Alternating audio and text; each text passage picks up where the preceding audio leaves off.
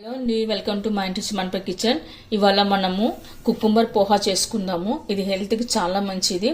అయితే ఈ పోహాని మనం ఎలా చేయాలో ఇప్పుడు చూద్దాం. ఇప్పుడు మనం ఈ పోహాని ఒక పాత్రలోకి వేసుకుందాము. వాటర్ వేసి క్లీన్ చేసి పెట్టుకోవాలి, తట్టుకొని పెట్టుకోవాలి.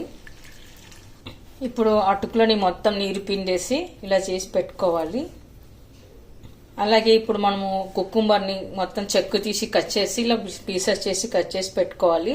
ఇదంతా పోహాలు వేసి కలుపుకోవాలి. ఇలా అంత వేసి కలుపుకున్న తర్వాత మనం ఒక 5 minutes నుంచి పక్కన పెట్టుకోవాలి.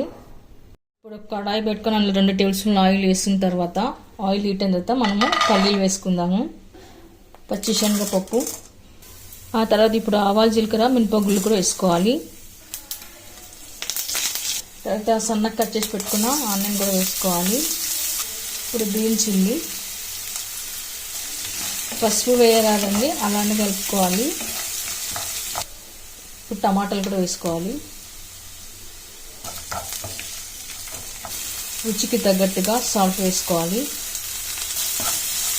ఇప్పుడు మనం పోహాని వేసుకుందాము, పోహా కుకుంబర్. ఇప్పుడు మనం అంతా కలిపి పెట్టుకోవాలి. ఇప్పుడు ఇలా అంతా కలిపి పెట్టుకున్న తర్వాత మనం ఇప్పుడు నిమ్మరసం వేసుకోవాలి.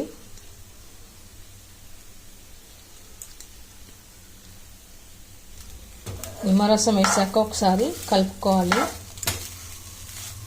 చివరన కొత్తిమీర వేసి గార్నిష్ చేసుకోవాలి. ఇప్పుడు సర్వింగ్ బౌల్లోకి తీసుకుందాము.